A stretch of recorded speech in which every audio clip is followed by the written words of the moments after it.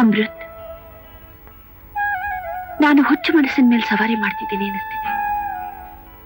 ಸುಂದರ ಕನಸುಗಳನ್ನ ಕಾಣೋ ಹಕ್ಕು ಬಡವರಿಗಿಲ್ಲ. ಅವರ ಆಸೆ ನೀರಿನ ಅಲೆಗಳ ಹಾಗೆ ಸ್ವಲ್ಪ ದೂರ ಚಲಿಸಿ ಆಮೇಲೆ ನಿಶ್ಚಲವಾಗ್ಬಿಡುತ್ತವೆ. ಸಿಂಧು, ಯಾಕೀಗ ಆಲೋಚಿಸ್ತೀಯ?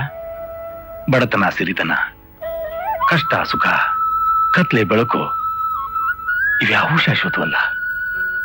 ಚಕ್ರದ ಹಾಗೆ ಒಂದರ ಹಿಂದೊಂದು ಸುತ್ತಾನೇ ಇರ್ತೀವಿ. ಹಾಗಂತ ನಮ್ಮ ನಿಜ ಜೀವನದ ಇತಿಮಿತಿಗಳನ್ನು ಮರೆತು ಜೀವಿಸಕ್ಕಾಗತ್ತೇನು? ಹಾಗಂತ ಅದರಲ್ಲೇ ಕೊರಗಿ ನಮ್ಮ ಪ್ರೀತಿ ಪ್ರೇಮನ ಬಲಿ ಕೊಡಬೇಕೇನು? ಅಮೃತ್, ನೀನ್ ಆಕಾಶ, ನಾನು ಭೂಮಿ. ದೂರದ ದಿಗಂತದಲ್ಲೆಲ್ಲೋ ಆಕಾಶ ಭೂಮಿ ಒಂದಾಗ ಕಾಣುತ್ತೆ. ಸಿಂಧು, ಪ್ರೇಮಗಂಗೆಯಲ್ಲಿ ಮಿಂದ ಮೇಲೆ ಆ ಅಂತರಗಳೆಲ್ಲ ತೊಳೆದು ಹೋಗಿ ಅಲ್ಲಿ ಉಳಿಯೋದು ಕೇವಲ ನಿರ್ಮಲ ಮನಸ್ಸಿನ ಆತ್ಮಗಳು ಮಾತ್ರ. ಸಿಂಧು, ನನ್ನ ಕಣ್ಣಲ್ಲಿ ಕಣ್ಣಿಟ್ಟು ನೋಡು. ನಾನು ನಿನ್ನ ಮನಸಾರ ಪ್ರೀತಿಸ್ತಾ ಇದ್ದೀನಿ. I love you.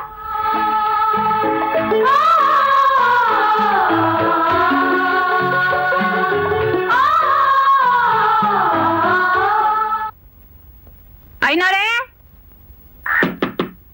ರೀ ಐನೋರೇ. ಏನ್ ರುಕ್ಕಮ್ಮ? ಅಲ್ಲ, ಹಾಲಿನ ದುಡ್ಡು ಕೊಡ್ಬೇಕು ಅಂತ ಜ್ಞಾನ ಐತೋ ಇಲ್ವೋ? ಆ ನನ್ ಗಂಡ ಅನ್ಸ್ಕೊಂಡ್ ಗೂಬೆ ಕೈಲಿ ಹೇಳ್ ಕಳ್ಸಿ ಸಾಕಾಗೋಯ್ತು. ಅವನಿಗೆ ಕೇಳಕ್ ಬರಲ್ಲ, ನೀವ್ ಅವನ ಕೊಟ್ಟು ಕಳ್ಸಲ್ಲ. ಅದಕ್ಕೆ ನಾನೇ ಬಂದಿದ್ದೀನಿ. ಮರ್ಯಾದೆಯಾಗಿ ದುಡ್ಡು ಕೊಡಿ. ಈಗ ಸುಮ್ನೆ ನಿಂತ್ಕೊಂಡ್ರೆ ಹೆಂಗೆ?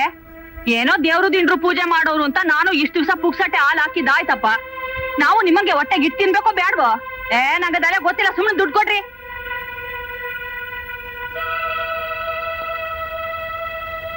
ರುಕ್ಕಮ್ಮ, ಏನೋ ಸ್ವಲ್ಪ ತೊಂದರೆಲಿದ್ದೀವಿ. ನಿನ್ ಹಣ ಕೊಟ್ಬಿಡ್ತೀವಿ, ನಾವೆಲ್ಲೂ ಹೋಗಲ್ಲ. ಯಾಕೆ ಸುಮ್ನೆ ಹೀಗೆ ಬೀದಿಲೆಲ್ಲ ರಂಪಾಟ ಮಾಡ್ತಾ ಇದ್ದೀವಿ?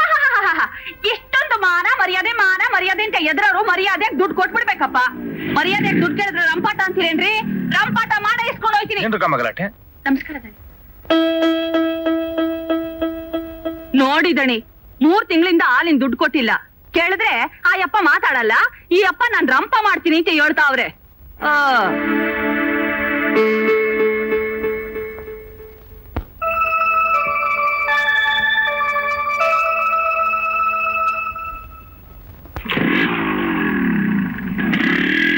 ನೋಡ್ರಿ, ಇನ್ನೊಂದು ವಾರದ ಗಂಟ ಟೈಮ್ ಕೊಡ್ತೀನಿ.